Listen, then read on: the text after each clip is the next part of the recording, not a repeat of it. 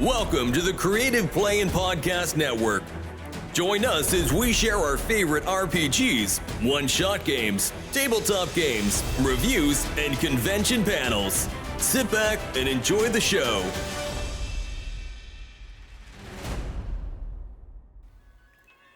Hi, this is Kelly, aka Trixie from Ragnarok and Roll, assigned to Ragnarok Story, and Tilda Wimblewick from D&D Journey of the 5th Edition. First off, I would just like to say thank you to everyone for listening to our varied adventures, as well as for rating us on iTunes and rpgpodcast.com. If you haven't rated us yet, we would greatly appreciate it if you could. And if you're looking for more ways to support our efforts, we are now on Patreon, a great site where you can help us continue making more podcasts, as well as some special surprises for our patrons. If you can, please look us up at www.patreon.com/cppn. Every little bit helps. And again, thank you for listening. Grab a free set of dice, grab a handout. Yeah. We know it's the reason you're really here is the dice. Yeah. No one's here to listen to us talk. It's all about the dice. Probably. Heckling is why I'm here. Because heckling I know if I'm home down, is actually. not a negative thing. All right. So, welcome to Lazy Dungeon Mastering, tools and tricks for easier campaigns, just stacking and talk sessions, and story creation. Hopefully you're in the right panel. It's the only. I think it's the only panel. So therefore, it's the right one. Hopefully. Actually, I don't even know. There might be another one. I can't remember now. They just want a macrame. Late night. Well, I've got somewhere to go. There you go. It's the best one. So with this, first off, who the heck are we? Zach? Hi, I'm Zach Hoyt. I'm a professional dungeon master who is focused on primarily the public gaming environment and running games at local game stores. I believe very strongly in trying to build and foster inclusive communities in public gaming for both new players and experienced players alike. And according to this panel, I'm a level 20 ranger. Who are you? That's a good question. I ask myself that every day. I am Nicholas Black. I am not a professional GM, but I have been a GM/DM for probably 20 years now, give or take. I've ran campaigns for World of Darkness, Star Wars, Palladium, GURPS, D&D 3.5 and 5. So I've done quite a bit. And then on top of all that, I am the owner of gaming accessory company Goth Geek. You might have seen us out there on the bidding hall. So that's a little bit about me, and I guess I'm also a necromancer at level 20. I think that's a little low, but you know. Listen, it's levels, not ages. In that case, that's true. Did I actually click on that? There we go. And now we're talking about our styles, because there's each DM has their own styles of how they do things. Zach, let's talk about yours. Okay, so my method of campaign creation, world building, everything kind of happens loosely at once.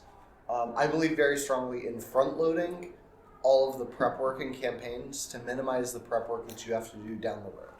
So my world building process normally primarily covers like the initial starting area that the players are going to be in and establishing an initial NPCs and then building outward from there, sometimes months or even a year before the campaign actually starts.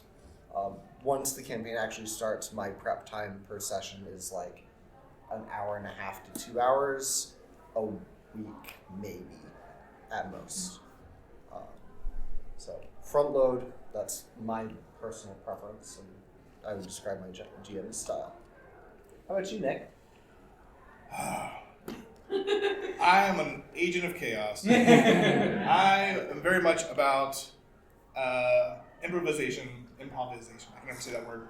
And I focus really on player interactions. I don't plan a lot. I like to be surprised as a DM, which is not the way you're supposed to play this game, but that's how I do it. My preparation is very much on the go, on the fly. I really like improv. I think one of my favorite examples would probably be if you've ever watched the TV show Whose Line Is It Anyway, where the points don't matter and we're making it up as we go along. That's my DM style. That truly is how I play.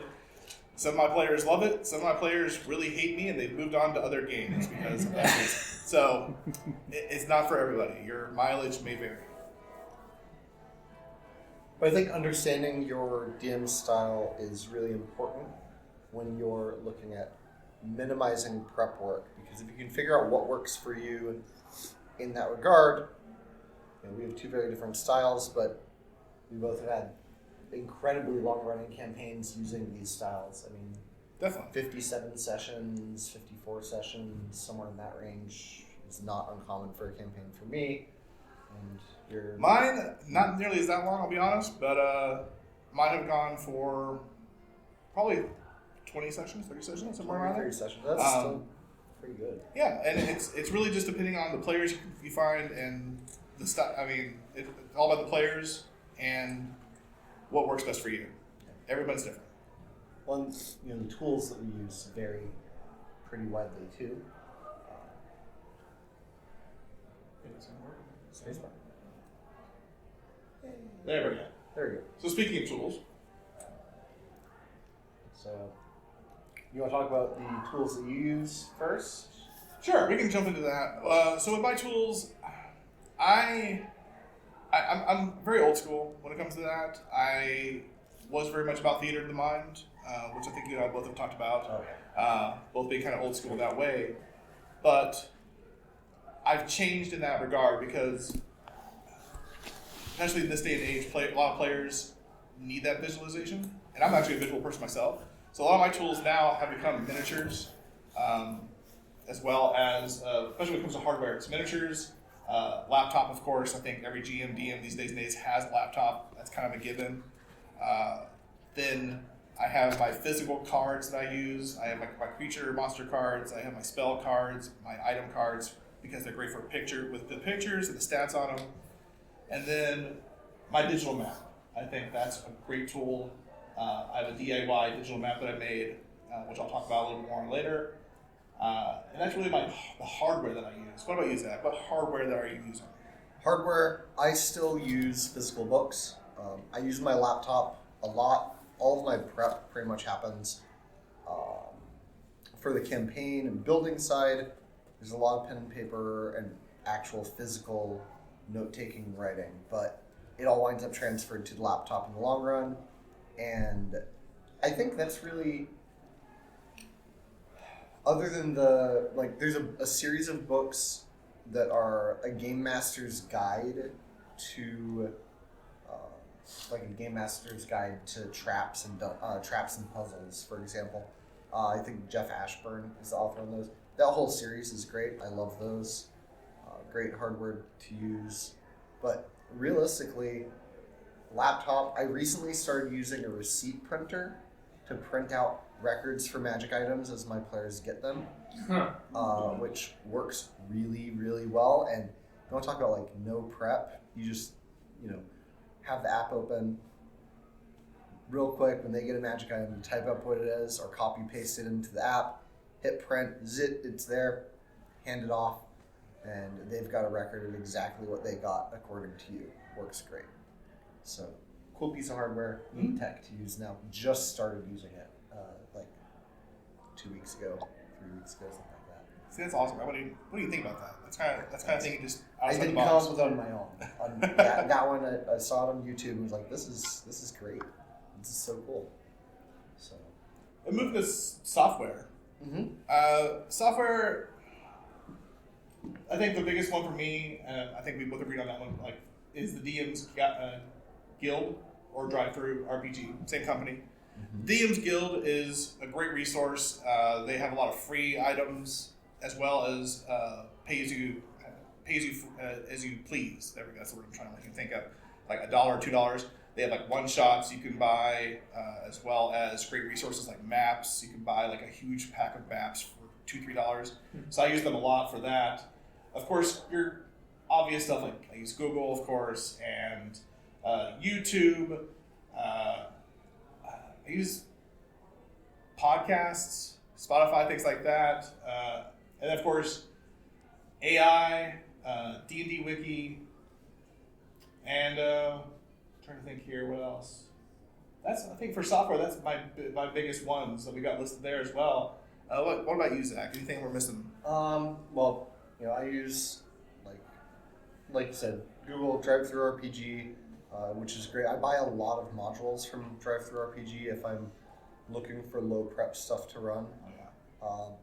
And I'm just running, it's a session where I'm running someone else's content or inserting it in their content, like their dungeon, into my own world or whatever.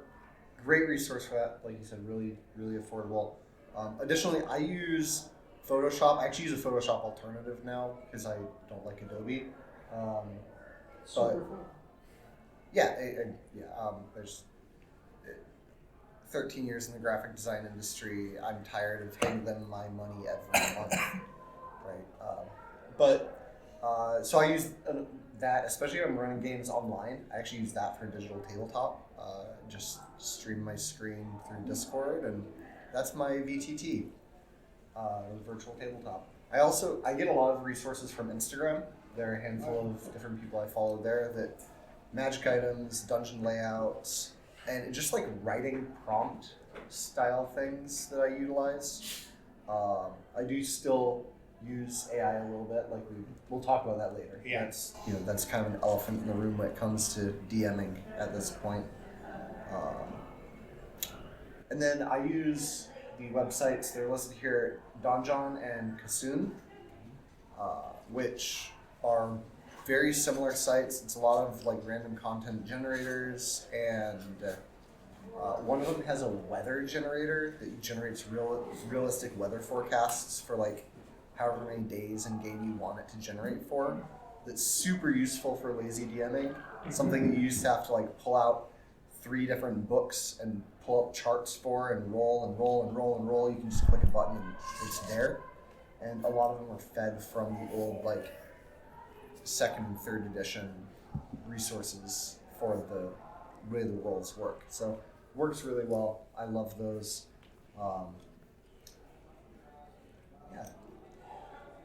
Do you have anything else in the tools section that's super cool or interesting? I mentioned podcasts. I forgot to mention I have it on there. Urban fantasy books. I'll be honest, I use that quite a bit as a tool. I'll dip into that a little more as far as like other content section. And then talking about the digital map, I think that's what we're going to go to next because I actually took a picture of this. Why do I keep missing the space bar? Can I ask you a question real quick before you guys move Yeah, on? sure, it's definitely. I was actually very curious about, you guys mentioned Instagram. So how are you using Instagram for your games? So I use Instagram as a resource gathering point where there are probably 15 different content creators like Griffin Saddlebag, and one of them is called Dyson Logos, and I'm not sure why that's their username, but they do map inspiration layouts where there'll be like roughly drawn dungeon maps. They just post one every couple of days. And I use those for magic item inspiration or to add unique content to my campaigns, whether it's the content they've posted directly or taking ideas they have and modifying them and making them my own. Instagram is Pinterest. Some people use Pinterest kind of the same way. I like Instagram because it's a daily feed of it though.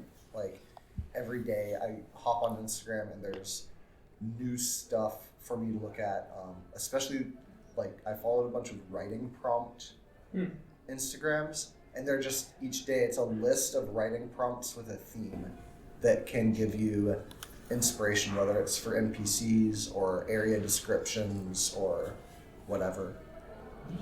Instagram's one people overlook pretty heavily, but great resource to find content through. Cool, thank you. Yeah, definitely.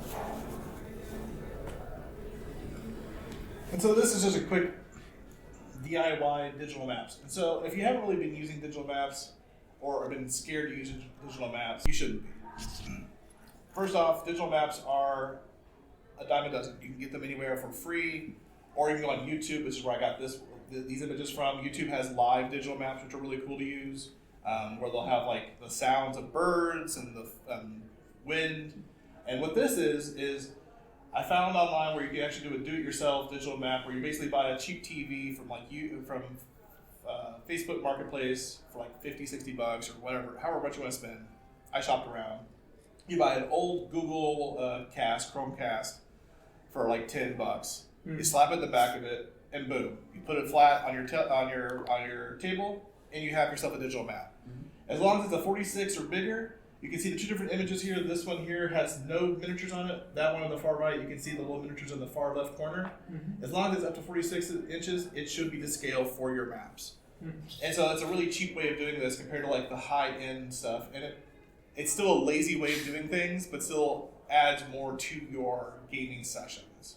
And normally, like I said before, I'm not a person that I prefer theater of the mind, but I've had players who really taken advantage of this because they are more visual and they really thrive when they have these kind of tools.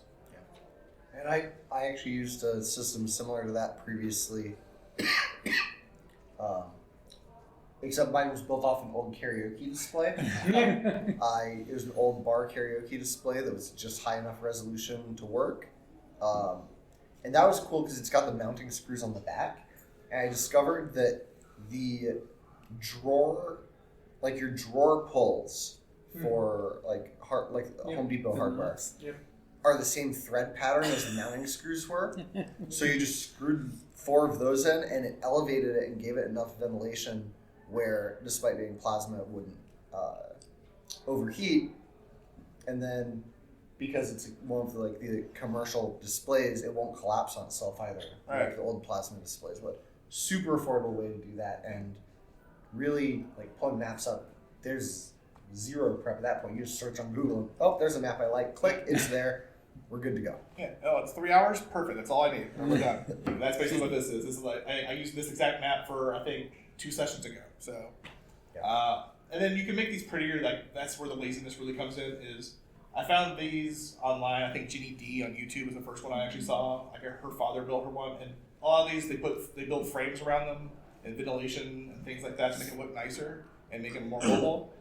You don't need to do that, obviously. It's not really needed. It just makes it look prettier because then it doesn't look like a TV, which is what it is. But again, this is lazy dungeon mastering. There you go. That works. That's functional. And then another great tool that we kind of talked about, these books. These books, the Game Master's book of resource, if you have a stack of those, you can run a session with no prep whatsoever, as long as you're creative in how you use. I've used traps and puzzles, random tables. There's one for NPCs, one for social encounters, combat encounters. There's one that's just a book of dragons, which is really cool because they're all unique dragon variants and give you ideas about what different motivations might be. Really highly recommend. It's Ashworth, not Ashburn. Jeff Ashworth is the primary author on most of those. So, and you can find these a lot of places. Amazon, of course, because we all know Amazon sells these things. But I mean, Michaels even has some of these. That's where I found mine. Is it Michaels? Five Below sells a softbound version of some of them that are $5, and they are they're 2/3 scale from the original hardcovers, so they fit super nicely in the backpack. Yeah, great. And that's actually, for a lazy DM, a really great resource are your kind of dollar stores and convenience stores. Oh, yeah. Right, you can find so much interesting hardware, so to speak, to work with. The Dollar Tree Jenga tiles they're 3 inches long, and they fit perfectly on 1-inch grids to use to map dungeon walls, to do a quick dungeon crawl with. And they look okay on a table. They're not going to win awards, but they work, and they're fast to use and easy to pack up. Which I think is our goal in Yeah. general, right? We want to minimize effort as much as we can, for sure. Exactly. And we talked about also, like, again, Five Below has gaming dice now. For $3.25, you can buy a cheap pack of 7-piece dice set. Why? I don't know, but it's there. And Five Below has some great little things you can buy, little crafting things and things like that you can get prepared for. Heck, there's entire YouTube channels and videos that have things about going to crafting stores and whatnot, and doing D&D on a budget. On a budget, and also things that you can just buy and use without alteration. Yeah. Right? Again, lazy is part of this. So we're going on to using other content, because that's a big one with playing D&D or any tabletop game, RPG. So first part of that would be content that doesn't really require any adaptation. That would be, direct D&D books, source books.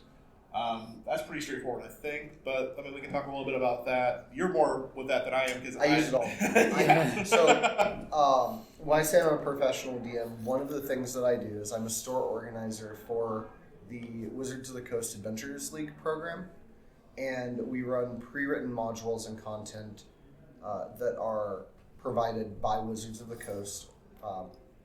We have to buy them, but they're filtered content that's themed around that particular use. I run a lot of pre-written content for those game sessions. And I've run 5 or 6 different hardcover 5th edition adventures at this point, start to finish. My favorite of which, and one of the lowest prep ones, once you actually get started playing it, is Storm King's Thunder. Really, really great module with giants trying to take over the world and a massive dragon fight, and great, it's wonderful, great module. But I think that in a non-commercial setting, running content that other people have written is a really easy way to minimize your prep work. Just go in and adapt it how you need to in an hour or 2 before the game, and you're good to go. Load up, rock and roll, fast and fun for everyone. We're talking about pre-written modules and blending them. That's basically just kind of cherry picking what you want with them. That could be anything where you're taking 3.5 stuff and putting it in your 5, or even taking stuff from other really, and it kind of goes into the other portion of adaptation, but taking things like World of Darkness or World of Warcraft or really anything and adapting it or blending it into your D&D game. Something that most of the people that play with me don't know, but is absolutely true, is that every campaign I have ever written, somewhere in that campaign, if they were to just adventure around and search around, they would find the module Vault of the Devourer just tucked into the campaign. I love that, one of my favorite modules of all time. And I just stick it somewhere on the map, I'll just drop it, and if they run into it, they run into it, and if not, it's no waste of time for me, because all I had to do was put a point on a map, the module's already written for me, and the content in it is fantastic. It's just a quick 2-session dungeon crawl, really great. And I think that using any short module like that is a really great way to populate a world and make the world feel alive and fleshed out without you having to sit there and spend hours creating a dungeon from scratch for every possible scenario that they're encountering, which if you're doing a hex crawl is all the time. So content that requires adaptation, same ballpark. I've run modules from 2nd edition, 3rd edition, 3.5, and 4, all in 5th edition without issues. I've also run them in a couple of other systems. D&D is my primary system, so that's what I speak to mostly. But I think you've done that some too, you said, especially early on. Oh yeah, definitely. I mean, one of my first campaigns as a DM, as I told you earlier, I became a DM literally because I could not find anybody to play D&D with. So I decided that I was going to be a DM now. And one of my first campaigns, I love Borderlands. I've got a tattoo for it, and so I decided to make a Borderlands world area in my campaign. And so I took what I needed, I cherry picked, and adapted their rules of that video game into the D&D world. We're going to talk about the problems of that later, and why lazy DMs should, maybe do a little more prep work. But it did work out for the most part, and it was a lot of fun, and that's where that adaptation comes from, and a little bit of the next part of inspiration. Yeah, and you can pull inspiration from anywhere. One of my quick adventure methods is to find song lyrics that I like and have kind of an adventurous tone to them, and then base a module off of that. I ran a module based off of the metal album Crack the Sky by Mastodon, where I used a particular section of the album and the events that were going on in the story in that, and built a 7-hour out of it. And it took almost no effort to do so. I just go through listen to the song, go through the lyrics, circle, okay, there's a combat encounter in this lyric. It's hidden there. What's it gonna be? And then here's a character. What are their motivations? And it's all kind of fleshed out if you use song lyrics like that. Big Iron by Marty Robbins is another one that you can work with really easy as the framework for a D&D adventure. Really short, fast. The party rolls into town looking for this outlaw, and the town's not, I'm spitballing here, but the town's not necessarily friendly to them, but they're not violently hostile. There's, who are these people? And the party explains themselves. It leads to a confrontation with the Texas Red character of whoever that is. And, the basic framework that took me, the time that I just spitballed it there to come up with. So I think song lyrics are a really overlooked source of inspiration for content. Holy Diver by Dio is another great one to work with, for sure. You can get inspiration from anywhere, to be honest. I mean, that's the great thing about it. Especially as a lazy DM, you can get it because as long as you're not selling this to somebody else, you can really pull it from anywhere. I talked about podcasts earlier. I get a lot of my inspiration from podcasts. I listen to not another D&D podcast. I listen to some of the Dimension 20 stuff, and I listen to Dungeons and Daddies, which is not a what is it? Not a DM. What is their tagline? Not a BDSM. Yes, podcast. yeah, that's their tagline. Their tagline is not a BDSM. And I have definitely taken stuff from those podcasts and used in my campaigns. As long as you're not using it for financial gain, it's not going to be an issue. So you can pull inspiration from anywhere. Urban fantasy books are something I love reading. I pulled from those. It's really just anywhere and everywhere. As long as it works for your needs, that's how. Magic the Gathering cards is another one. I actually have a friend who used to just take and shuffle together a bunch of common and uncommon magic cards, and when he'd do dungeon crawls, he'd just pull a card. When they'd hit an encounter, he'd pull a card, look at that, and then base his encounter off of whatever was on the card, which led to some really, really wild encounters, but really, really fun and fast way to do that. Yeah. I've literally, this is probably for story time, but I'm going to say it anyways. I've literally prepped a campaign session by randomly pulling 3 or 4 monster cards at random from the box of monsters and going, all right, this is what we're doing tonight, and that's it. Oh, yeah. I've almost TPK'd my party by doing that, but that's though, sometimes they deserve it. Sometimes they deserve it. They can always run away. Players earn their TPK. Players earn their TPK. That's quicker. Yeah, and talking about content and generating content and using content as inspiration, recently there's been a technological advancement that is very controversial that we're going to touch on. It is the elephant in the room. It really is, especially in today. Yeah. What are your initial thoughts on AI? I'll be honest. So initially, I mean, I was a little against AI at first because of all the reasons people talk about. Stealing people's art and stealing people's ideas and not getting paid for it. Because as an artist myself, I'm totally against that. But as a person who is not using Dungeons and Dragons as a way of making money, I've kind of a little bit laxed on it because that's fine. I'm not making money off this. I'm not selling any of these things. And so using AI as a lazy DM is okay. I have no problem with that. I use ChatGPT. I have downloaded Gemini to my phone, and I use her a lot for D&D. And so I have no problem with using her for all sorts of different things, such as brainstorming, coming up with ideas, to town names even. ChatGPT, if you haven't used it, is free. You can go online, type it in, and you do a little bit of login, and it's there. It doesn't cost anything. And so you can use it for, my best example, I guess, I'm just going to start rambling if I keep going too much, is I did a adventuring school, is my most recent campaign.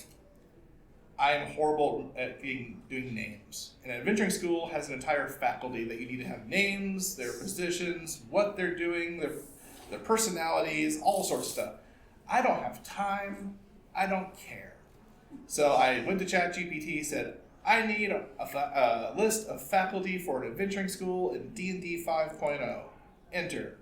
Ba-ta-ta-ta-ta-ta. Here's your headmistress named blah, blah, blah, half-elf, blah, blah. All the way down to the janitor. Perfect. Copy, paste, here we go. Done. Ready to go. Did that 5 minutes before my campaign started. Easy stuff. So I use AI tools. I have to be very careful with how I use them since I sometimes run in a professional setting. But I use AI tools as a second brain is the way that I look at it. After COVID, I've had COVID a couple of times now, and it did some damage to my brain and caused very, very sudden onset memory loss issues that have initially it made DMing incredibly difficult. I actually stopped DMing for a brief period of time because of it. Because I went from being able to run multiple campaign worlds with no notes to needing a notebook to run a single campaign and stay on track. And I found that there were just sections of my abilities that were, with the loss of memory, were not there. So I've used AI, the whole AI process as a second brain to fill in gaps in skills that I previously had that I no longer have access to for whatever reason, or to allow me to create characters from a different voice. Sometimes I'll just sit and play with it to figure out what dialogue for a character might sound like, where I'll have a conversation with, I'll tell the AI, this is who this character is, and then have a conversation with that character and get a feel for what their voice might be, because it might be very different than my own. I also use it for poetry is a big one for me because I really struggle to write poetry, but I like to incorporate into campaigns wherever I can. So I'll come up with the rough framework for it and be like, okay, how do I make this into a sonnet? And then work from there and rework it manually until I have something that works. So there's a pretty wide use case for AI, especially from the Lazy Master's perspective, but you have to be really careful. There's definitely a time to not use it. There's a lot of ethical issues. There are people who very firmly believe that there is no ethical usage of AI, and I can absolutely respect their opinions on that. If it's not something you're comfortable with, just don't use it. Yeah. And definitely, regardless of what your stance is otherwise, do not use AI-generated content for commercial usage in any way, shape, or form. It is unfair to other artists. It's unfair to other writers. And ultimately, it takes away from the experience for you if you're trying to break into the commercial side of role-playing games, I think. So. And it's a slippery slope because I will say with a caveat with that was, I mean, you can use AI to help you flesh out ideas or get inspiration again, going back to the inspiration portion. But then you have to stop it there if you're going to be using this for money. If you're going to be going further than that, because there is a gray, slippery slope from that. Because again, it is good. Like you're talking about like a second brain or like those types of things. It's good for that, but like you're saying, you can't use it for monetization because it is taking stuff from it finds from the internet it's an easy pitfall to fall into. Yeah. Right. It's 3-button clicks, and what was originally just a list of possible town names is now a complete dungeon that you had it generate that you find yourself wanting to use, and you have to be careful with it. But definitely, if you haven't ever used it, and it's something that you don't have ethical qualms against using, I would definitely recommend at least giving it a shot, because in some ways it's just a glorified search engine that filters content to your needs and tailors it to your needs. So I think it really works well. Like for me, I thought about being a visual person. I use it besides names and things like that, which again, you can go online and type in fantasy names and pull that from lists and whatnot. But I feel the AI does a better job. But also images. I really like to be able to pull up an image and go, oh, you're talking to Professor Flitzwiggins, and here he is. And AI will pull up an image for me of what he looks like. And then I save that, and I just keep using that image forever. As long as I'm not selling that image, then there's no problem. Because that is probably a combination of God knows how many people's artwork being combined. Yeah, and some people, there are definitely people that would disagree that there's no problem there. Right. I've used AI generated. Normally I use it if I can't picture something. I had a character that was a raccoon who was a mechanic on an airship in a steampunk setting.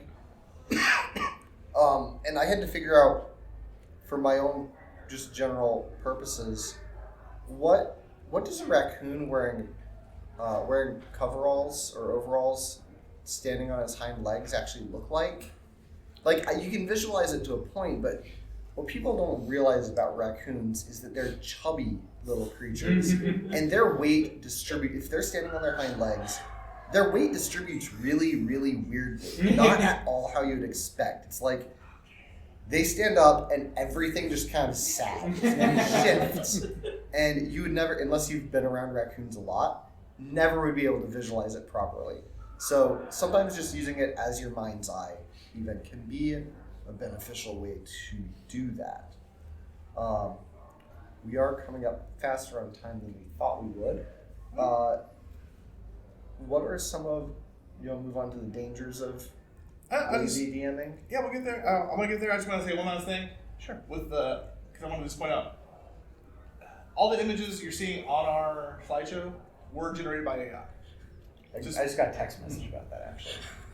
Really? Yeah, someone in the audience had the gall to text me and ask if it was an AI generated image before we could even discuss every it. one of them, yeah.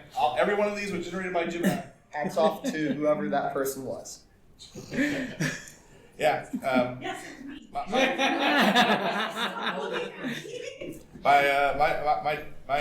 The Gemini I use, she has a British accent, so she's always snarky with me, and so every time I ask her to do something, she's very mad.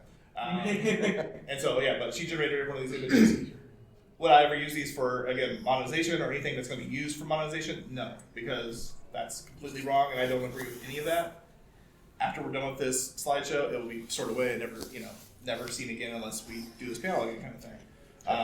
But yeah, just to give everybody an idea of like what that would look like if you've never used AI. That's what these images are. They're all from AI. But yeah, let's move on to the next section about the improv issues, dangers of improv and lazy DMing. That's also an AI image. It's kind of horrifying. That's what you get when you type in dangers of improv, apparently. Wow. So one of the big dangers of improv and lazy DMing, and I can definitely admit to this because it's happened to me a lot, is painting yourself into a corner. What about you, Zach? Have you ever painted yourself into a corner? Not ever. No, I absolutely have. It's easy to do if you, anytime you start looking at low prep DMing, which is probably a more accurate term than lazy DMing is. It's just a fun way to put it. But anytime you're looking at low prep DMing, you're giving your players opportunities to do things that maybe shape the world in a way that you weren't intending or expecting, and adaptation have to happen because of it. I think Josiah Higginson in the panel earlier today put it as, sometimes you accidentally give your players unlimited tactical nukes and you don't need to. And it's a problem. But yeah, definitely painting yourself into the corner is a big problem. If you don't take adequate notes while you're running, you can run into situations where you lose details very, very easily. Forget what you named an important NPC, and weeks later your players ask what his name was, and you look at them and go, "Oh, didn't you take notes?" And then they look at you and go, "Did you?" Oh yeah. Yeah. So that's or what an item does. That's what I have right now going on. I have that going on. One of my players an item, and none of us know what it does anymore. And we'll never know. There's many legends of what that thing does. It's a good approach to it too, and that's a way you can overcome that, is by flavoring it where the forgetfulness is part of the campaign somehow. Side effect of the item. Right, side effect of the item even, exactly. It turns out that it's cursed and makes you forget what it does after You didn't using have it it. appraised. You wake up and there's hash marks on your arm. Right. Good. No. Good. Yeah. And then, going along with that, giving players too powerful items, and this one I also put a thing, also a fun DM challenge, because I love making my game worse for myself. And so I love giving my players items that are way too powerful, that are going to break my game, because then I have to figure out a way out of it. I have to figure out a way to fix it. One of the things I did in an early campaign was I gave them a chicken that pooped out a drug that basically gave them a half rest if they smoked it. I didn't know what I was going to do with that, and then finally I decided that it would make, if they kept smoking it, it would make them addicted. And so that was the way I got around it and started to fix it. But that was how that worked. And then sometimes, like that Borderlands one, because in Borderlands, if you play that game, when you kill things, you get loot. So I was just throwing item cards left and right when they would kill things, with no idea of what was going to happen. That's a dangerous thing. It was bad. It was really bad. That was going back to painting yourself into a corner. And sometimes relying on those low prep tools and aids, it can be problematic, right? You run into issues where that randomly generated dungeon that you used, you get to the end of it and you're like, oh, I didn't know this creature was at the end of this. I should have read this completely. My bad. And then the party is level 3 and they're facing an ancient white dragon. It's a problem. Run away. Ever runs away though. That's the issue. I ran away with my group once. He got Smart. carried away. Okay, true. Also, But I was the angry tank, so. yeah. I've done one shots like that. I'm going back to the DM's Guild. Great thing, you print out a one shot. You're like, I've got a one shot. I'm ready to go. I don't read my one shots when I buy them, and I just go, let's do this. You should always read your one shots before you play. Yeah. I'm just sitting there the entire time. I'm just cussing out loud, going, "Who wrote this? Oh my god, what has happened?" Like, yeah. A little prep does help. Like, you can still be a lazy DM, but a little prep. A little prep does help. And I run a lot of modules cold by the nature of my particular position. Zero prep is almost always setting yourself up long-term for failure if it's a long campaign. like have some prep. Even if it's only 15 minutes, give yourself that time before a session. Like, you don't have to be Matt Mercer. You don't have to do 15 hours a week, 20 hours. No. It's not a part-time job, folks, really. Like, being a DM doesn't have to be scary. actually makes me think of two tools that I didn't think of earlier when we were talking about it, and didn't make it into my notes. There's a workbook called the Gygax 75. If you're interested in world building, it is a fantastic resource. It walks you through essentially Gary Gygax's process and step by step for how to build a campaign. It's build an entire campaign, working on it one day a week for 7 weeks.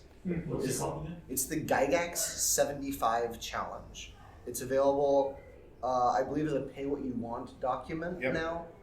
It's actually a compilation of information from interviews with him ranging from, I believe, 1975 through 81 or 83 from Dragon Magazine. And really, really great way to build a campaign with minimal prep work in the long term. It's what I use to front load campaigns normally, is that design process. Fantastic use. There's another one, but I already forgot what it was. This is where the memory issues come in. But yeah. So Let's move over to... what are some times that's failed you? Yeah. Yeah. Let's hear about one from you, Nick. What's a time where a lack of prep has caused disaster for So you? many times. Oh, let's see.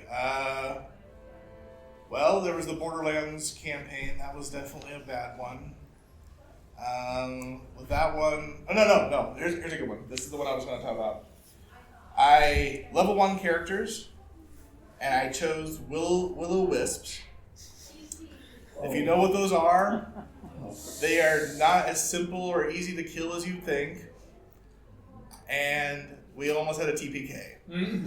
It was like the 3rd session. I had 5 of them against a party of 3 people. Yep. Or something like that. It was bad. That's rough. And that was because I was not prepared. That was literally one of those times where I pulled a whole bunch of monster cards from the thing and said, "This is what we're doing." And yeah, it was bad. How about you?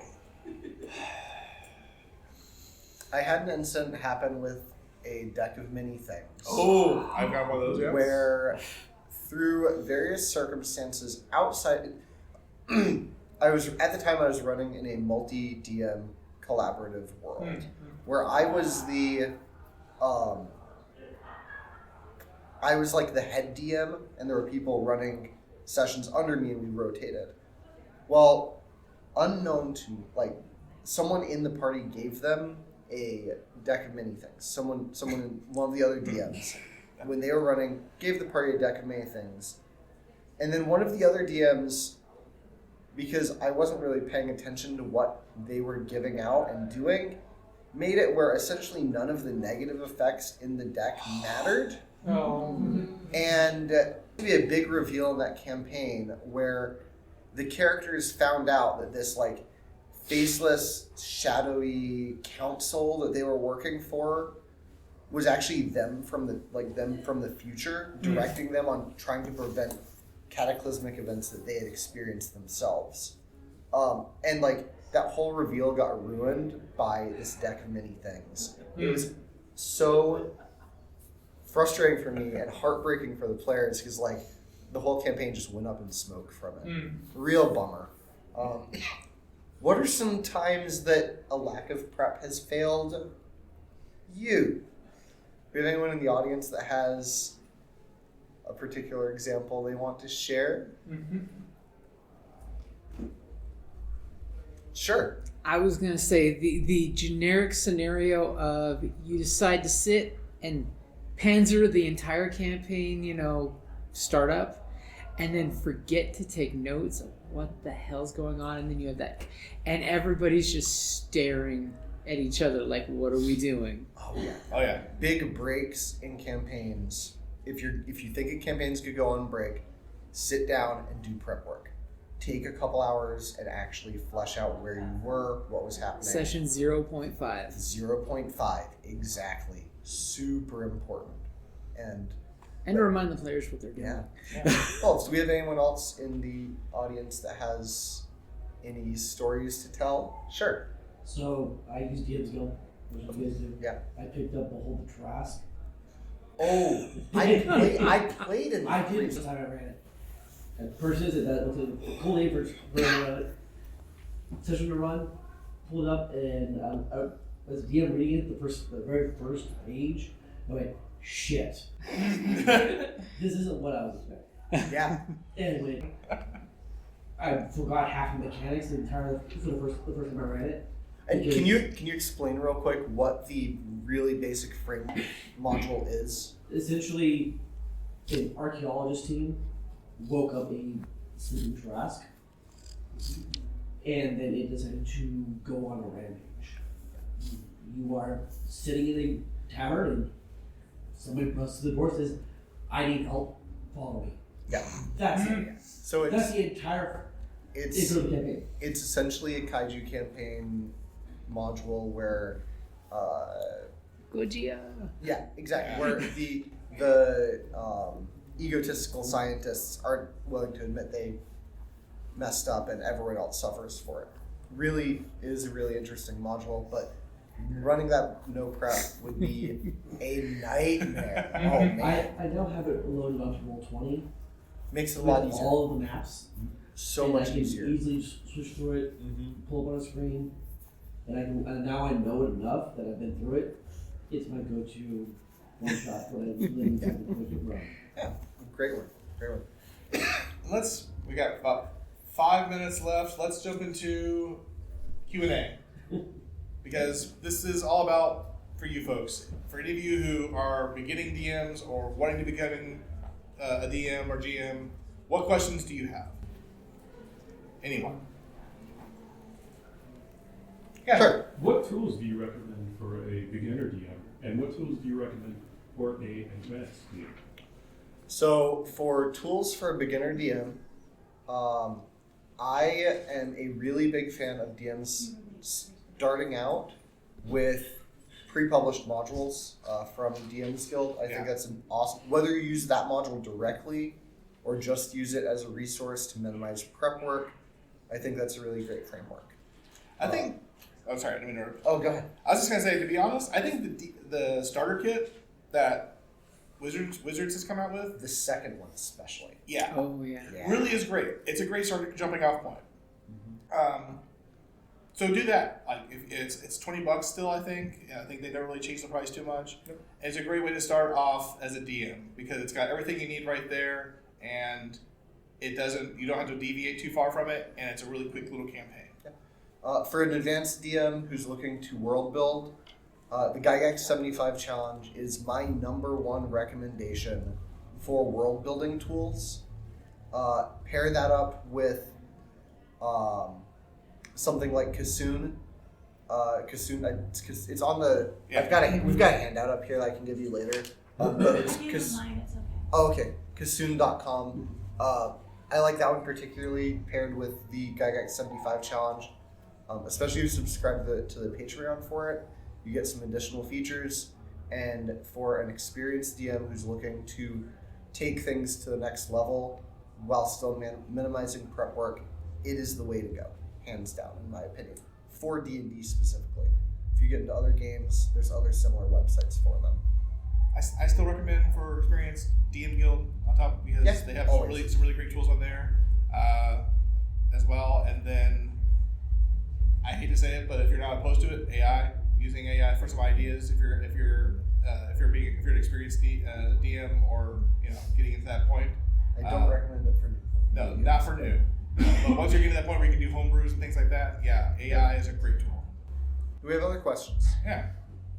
Sure. Just really quick, some people may not know what this is, but are you guys familiar with doing things like the 5-room dungeon or something like that? Yes. I actually wrote an Adventurers League module recently that I've opted, after running it in a game store, decided not to publish. But I use the 3-room, 5-room, and 4-room dungeon layouts super, super extensively in that. The 5-room one is kind of the iconic one because there's only a set number, like there's a wide enough variety of ways to lay the rooms out that you get really diverse dungeons and really interesting levels within dungeons to doing it that way. But yeah, I think the 5-room dungeon layout is a fantastic way to build the dungeons if you're going to build them yourself. And just add multiple floors of those 5 rooms or whatever. And there are ways to make it not feel repetitive. Really great resource. It's a great idea. Yeah, real quick, our time is about, actually I think it's right at the moment, but if you have one more question, go for it. In terms of feeling repetitive or canned or any of that for a new DM running a canned campaign, how do you suggest making it engaging for players and not just, oh, I'm just reading it off the page? 5 senses. Engage. If you, every time they enter an area, describe 3 of the 5 senses for them and mix up which senses you're using, that by itself adds a huge amount of diversity to the way exploration feels. I think that doing a 3 of 5 process for the 5 senses is a great mechanic to use, especially on pre-written modules. I would say it really, for me, the way I always do it is I find out what my players are into, and then I just go with what attracts them, and go off that. Like session 0, if you're a beginning DM, that's always the biggest key.